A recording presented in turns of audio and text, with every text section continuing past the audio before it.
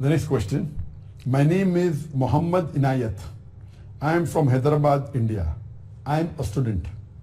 My dad owns a shop in which he sells idols of Hindu religious gods. Is it permissible or haram?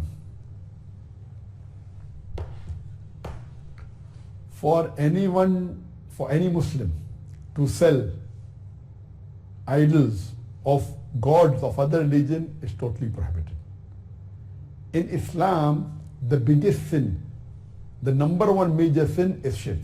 Allah says in the Quran, in Surah Nisa chapter number 4 verse number 48, and Surah Nisa chapter number 4 verse number 116, that Allah, if He pleases, He may forgive any sin. But the sin of shirk He'll never forgive. For anyone who has done shirk has strayed away far. So shirk, associating partners with Allah subhanahu wa ta'ala, including idol worship, it is haram, it is the biggest sin. And if someone sells idols of gods of other religions, whether Hindu religion or any other religion, Allah says in the Quran in Surah Ma'idah chapter number 5 verse number 2, that help each other in bir and taqwa, in virtue and righteousness, each Muslim should help one another. And the verse continues, but do not help one another in sin and transgression. That means in things which are sin, which are haram, which is transgression, don't help one another.